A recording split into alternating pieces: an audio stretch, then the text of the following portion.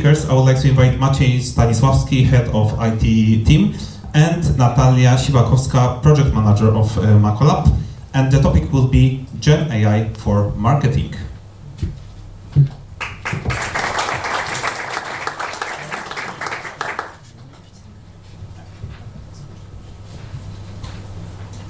Hello everyone. I would like to say thank you to Piotr for this introduction, because what we have to say is kind of follow-up for this presentation, because we did what he was talking about on the very specific project for a very specific client. And this is what we would like to show you today, to tell a little about it, because we can't fit it into half an hour. So our client is Maspex, that we were working on, and we developed for them an AI cooking assistance. Why cooking assistance? Because Maspex is the owner of plenty of brands very famous in Poland, like Tymbark, like Lubella, like Kotlin, Łowicz, and more. And they have a service, uwielbiam.pl, that actually was built by MakoLab in 2016. And currently they have in their database around 15,000 of recipes. And part of them is thankfully for our CEO team, which CEO cooperation started in 2018.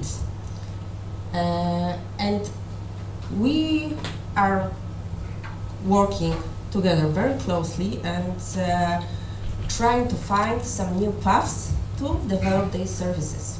And this is how we landed in 2024 when we launched AI cooking chatbot assistance. And a little bit about the team. So as you can see, a lot of people is working together with Maspex on different services for this client. So how did it started? We observed in 2023 that this trend regarding AI chatbots is getting higher and higher, and our client knew it as well. So this is why we started to look closer to this topic. And of course, what we checked is that actually customers, potential users, are also ready for this, because they, even in 2023, could find that some conversation with chatbots are actually useful and can help them easier find information that are necessary for them at the moment. So despite of the fact that Maspex is a company that is really focused on innovations, and in their DNA they have this factor of trying the new things, new approaches, we started to, exactly what Piotr said, we started to state the problem, state the need. What actually would we need to develop? And uwielbiam.pl is, it's not an e-commerce, it's just a service with 1,000 of recipes that you can go to and find what would you like to eat for a dinner. And actually the main goal for this service is to have as much users as it is possible and to keep them on the site as long as it is possible. So actually, if we will invite users to the interactions, they will spend more time on the site. Sounds great. And of course, we can serve them information in a better way than just looking through the list of the recipes and trying to set up some new filters, what they would like to find. And actually, even they can't find every time the information that I need, because I would like to eat a salad and I found a really great recipe, but I don't have tomatoes. What should I do? And then with our solution, we have a chatbot which will give you a hint how to replace tomatoes, or maybe will tell you what else can you eat for a dinner. And here is the very short description of the way of working, because if we would like to dive into details, we could spend almost an hour discussing it. But what I would like to emphasize is that it's based on data. So to run this kind of a project, we need the data, and we already had it in the database. We had also a use case shortlist. We knew what we would like to achieve leading this project. So then we had the phase of design and decisions regarding the architecture, and of course, design in the meaning of the front and what can end users see. And this build and deploy part, the last one, actually is never ending, because it's all the time around the data, and it's modeling, then evaluation, and then get back to the modeling and improving it all the time. Yeah, now we have the live solution that indeed is from the technical point of view, Maciej will tell you. Hello everyone. I know it's a professional business conference, so I shouldn't use memes, but this one is just too good not to use it, because most probably we're entering a realm of chatbot user experience. So we can see chatbots spawning everywhere. We can see the Polish equivalent of eBay having a chatbot to browse through their offers. We can see major news portals using chatbots to go through their contents, like the gentleman before said about AI summarizing the articles.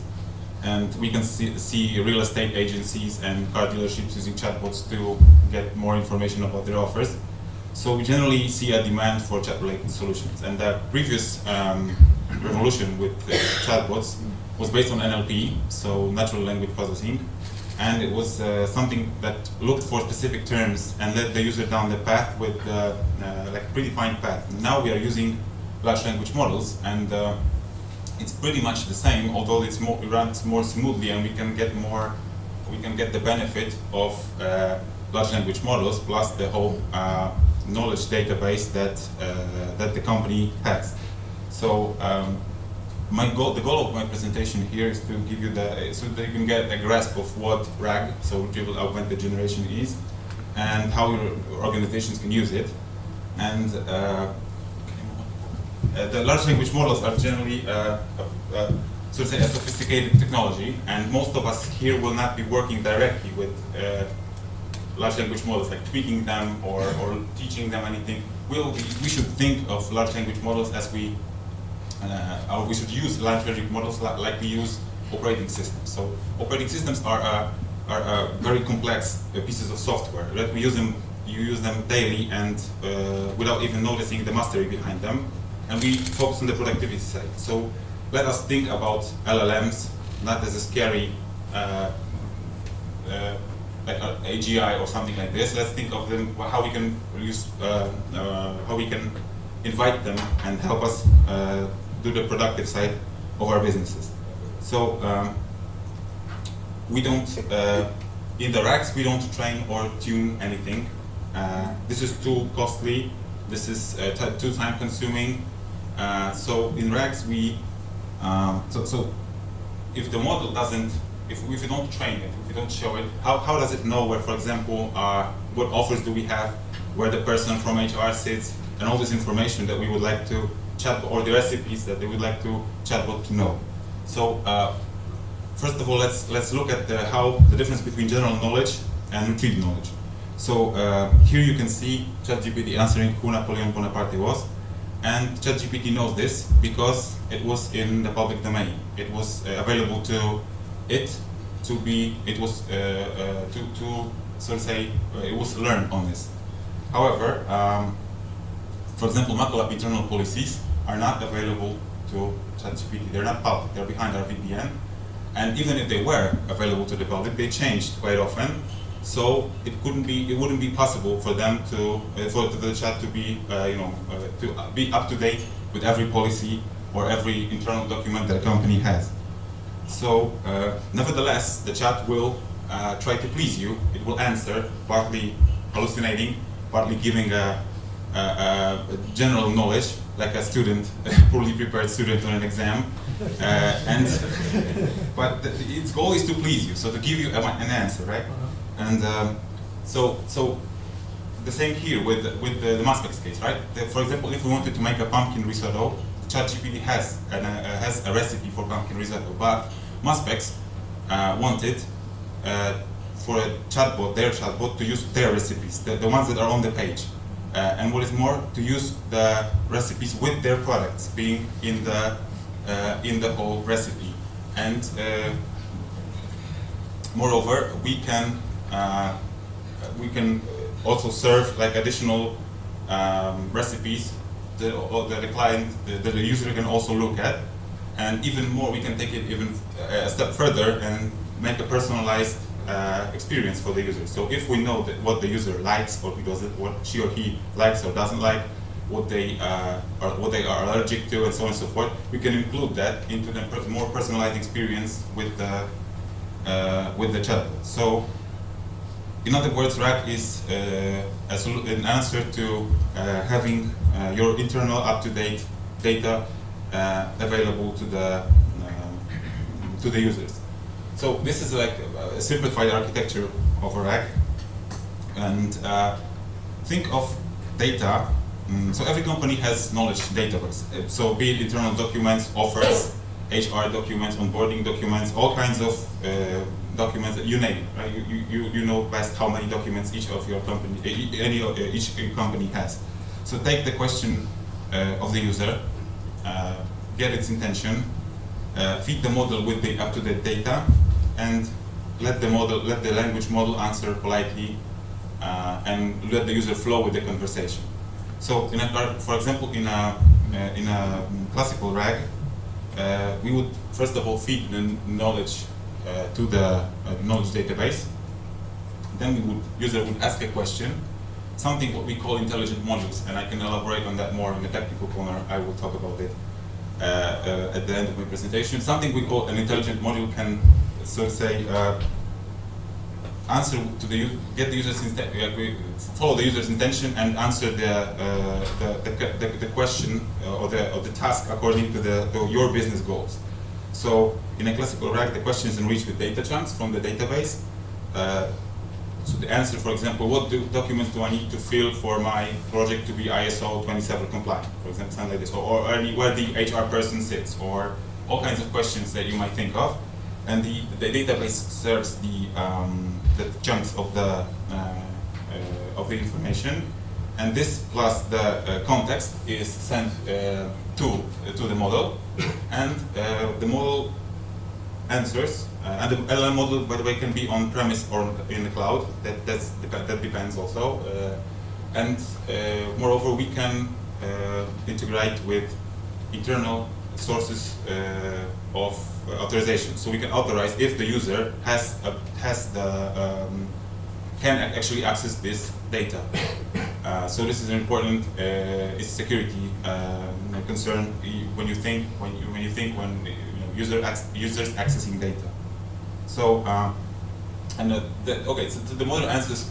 Let's say the model answers politely, and the user wants to go on with the conversation. So thanks to the chatbot frameworks, the model has memory, so we can ask it, what about my previous choice, or is it better or worse?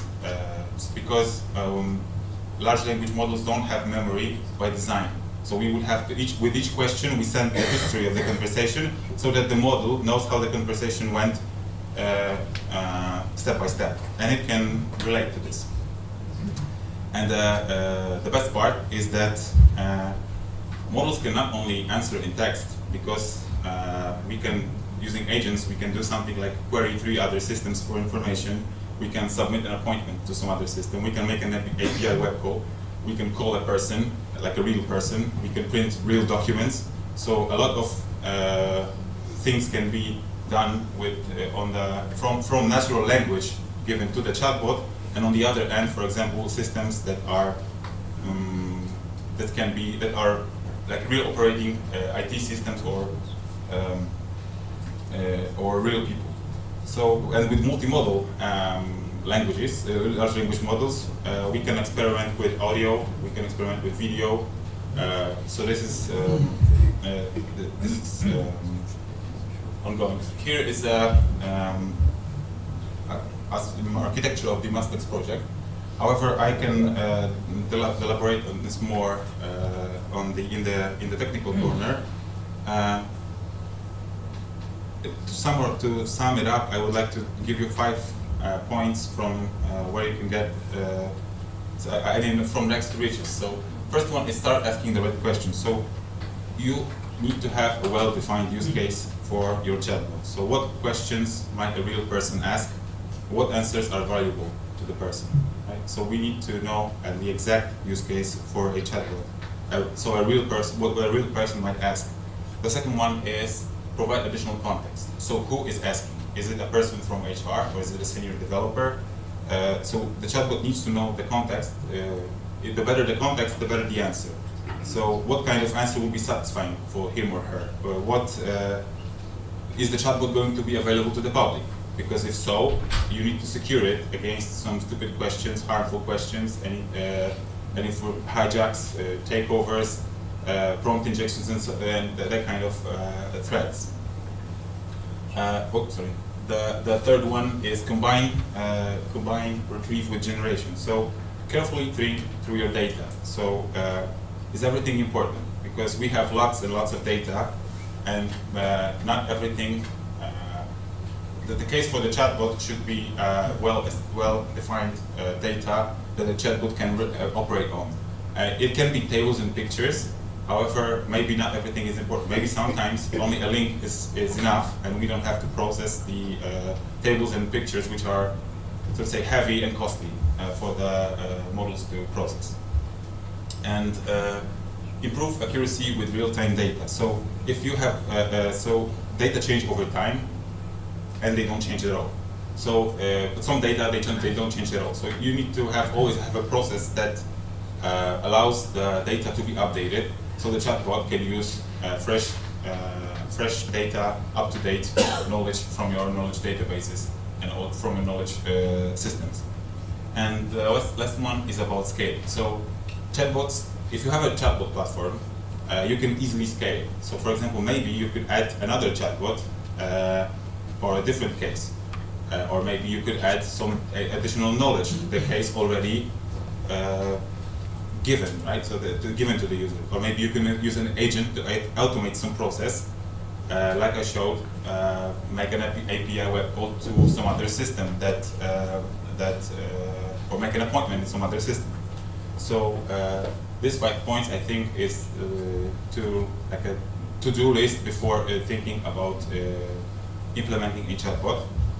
And one more thing before I go is, if you're interested in any technical details regarding the chatbots, LLMs, LLM hallucinations, vector databases, I welcome you to join us in the technical corner, which is right over there, and we'll help you. We're happy to help you and provide answers. Yeah, and let me just conclude a bit this presentation. This what we showed very briefly, because believe me, if you would like to tell it in details, we would spend here almost half the day.